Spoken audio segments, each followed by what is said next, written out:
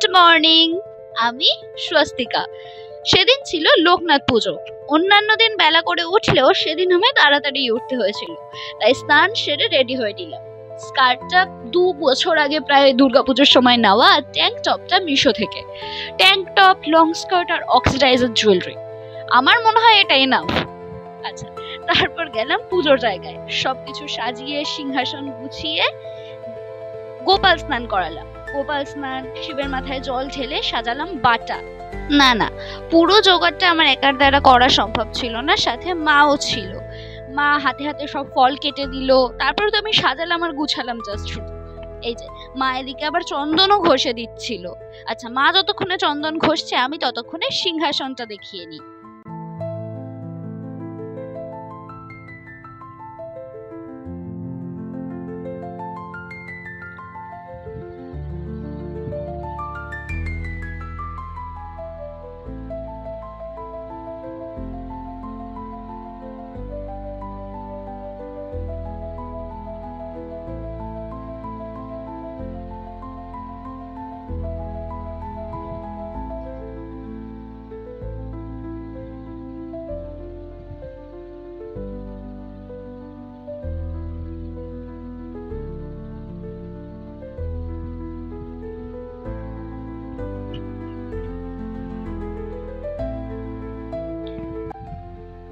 সামান্য ভাবে ছোটর মধ্যে যতটুকু করা সম্ভব ততটুকু করার চেষ্টা করেছি।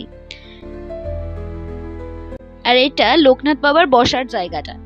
এগুলো সব ভোগ দেওয়া হয়েছিল। ওটা অন্নভোগ, পায়েস, সুজি, কাঁঠাল, সব রকমের ফল, আমিত্তি, মিষ্টি আর বাতাসা আর মিশ্রি।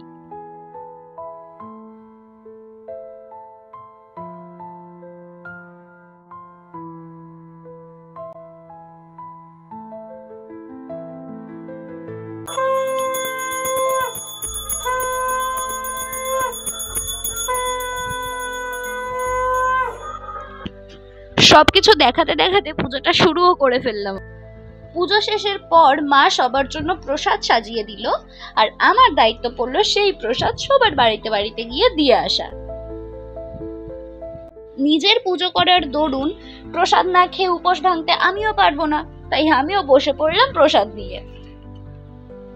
আর এই যে এখানে আমি তখন প্রসাদ খাওয়ার পর কিছু ফটো, ভিডিও এসবের ক্লিপ নিচ্ছিলাম। পুজোর পাঠ শেষ করে উঠতে উঠতে প্রায় 1:30-2। আর পুজোর দিন মানেই নিরামিষ, আর নিরামিষ মানেই আমার কাছে আতপ চালের ভাত, আলু সেদ্ধ, ঘি আর কাঁচা লঙ্কা ইজ বেস্ট। আর এটা ছিল বিকালের খুচুর মুচুর খিদে। বানিয়েছিলাম সুজি চিলা। এটা সুজিটা গুঁড়ো করে নিয়েছিলাম, আর এর মধ্যে দিয়েছিলাম আতপ চাল।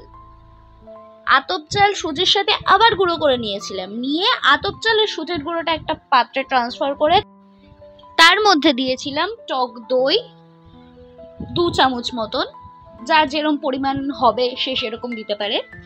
পরিমাণ মতো নুন, পরিমাণ মতন চিনি আর জল। জলটা প্রথমে অল্প অল্প করে দিয়ে, যাতে কোনো লাংস না থাকে সেভাবে মেশাতে হবে। পরে আরেক খানিকটা জল দিয়ে ভালো করে একটা ব্যাটার তৈরি করে নিতে হবে।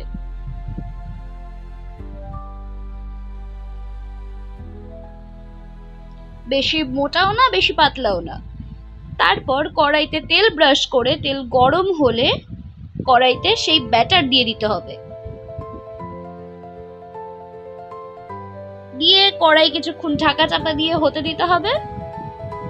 5 থেকে 10 মিনিট পর খুন্তি দিয়ে উল্টে এপাশ ওপাশ ভালো করে ভেজে নিলেই তৈরি সুজি চিলা। আর এটা আমার যখন তখন খেতে ভালো লাগে, অল টাইম ফেভারিট বলা যেতে পারে।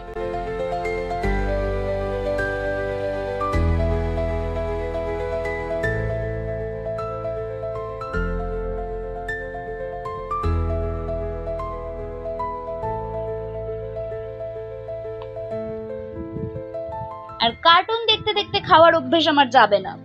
এবার আসি রাতের পর্বে। রাতে গিয়েছিলাম একটা ইনভিটেশন বাড়িতে।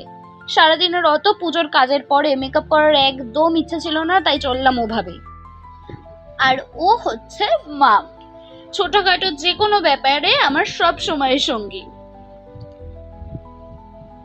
কিছুক্ষণ বাদে কোক খেতে খেতে বাড়ি ফিরলাম।